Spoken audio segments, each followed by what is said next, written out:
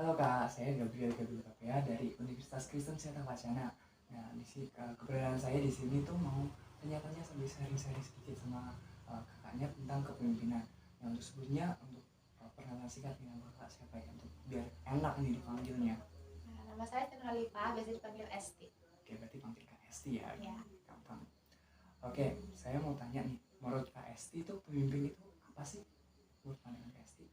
Menurut saya, pemimpin adalah seseorang yang bertanggung jawab mengkoordinasikan atau mengatur seseorang, perkumpulan atau organisasi tertentu. Berarti sama nih, mirip sama pandangan yang saya punya tentang sebuah pemimpinan. Mereka itu ada orang yang bisa memimpin, mengkoordinasi, bertanggung jawab tentang orang lain atau sebuah kelompok atau sebuah organisasi. Nah, namun untuk menjadi seorang pemimpin itu kan pasti harus bisa mengelola dirinya sendiri, memimpin dirinya sendiri.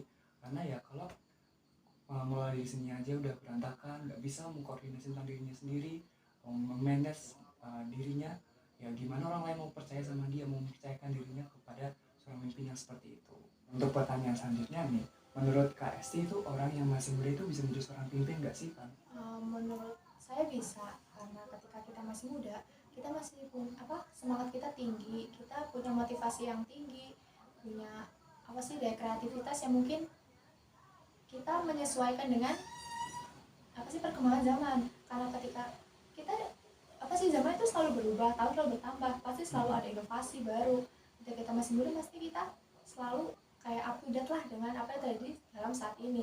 Ketika dibilang punya pengalaman apa sih, ya kita juga belajar. Ketika anak muda biasanya itu lebih tertantang untuk mencoba hal yang baru. Jadi kalau kita diberi kesempatan, pasti kita anak muda mau belajar.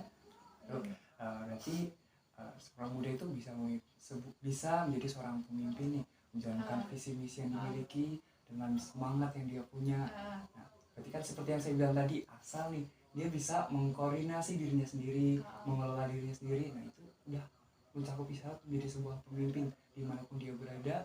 Ya kalau dia udah mempunyai sifat-sifat seperti itu, ya secara tidak langsung orang-orang lain bisa mempercayakan dirinya untuk dipimpin oleh orang itu, seorang yang masih muda itu. Oke, untuk pertanyaan selanjutnya, menurut KSI itu pemimpin itu yang seperti apa sih? Apakah cuma seorang pemimpin yang bisa hanya yang bisa mengatur orang lain saja atau gimana? KSI itu gimana? Menurut saya pemimpin itu harus bisa mengatur orang lain, juga mengatur diri sendiri. Kita juga jangan cuma bikin orang lain bagus, tapi kita aja malah nggak peduli sama diri sendiri. Ya harus bagus semuanya. Ya gimana ya, bisa memanage orang lain, berarti kita harus memanage diri kita sendiri. Jadi kayak saya bilang ya, dia selain itu bisa mengelola dirinya sendiri juga mengelola orang lain. Nah, selain itu pemimpin yang ideal itu juga seorang yang bisa bertanggung jawab. Seperti yang di awal-awal tadi nih, bisa bertanggung jawab orang lain, bertanggung jawab untuk dirinya sendiri.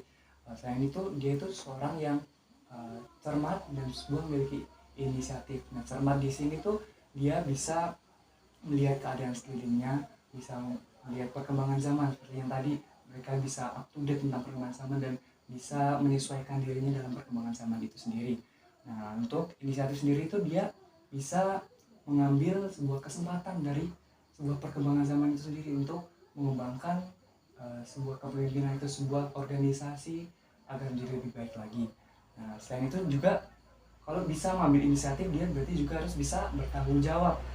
Nah, misal nih kalau sebagai contoh, kalau misal apa yang dia ambil, yang lakukan itu dia gagal, nah dia di situ seorang pemimpin itu harus bisa bertanggung jawab tentang apa yang telah dilakukan, tentang apa yang terjadi dalam kehidupannya, juga kehidupan orang lain atas apa yang telah dilakukan.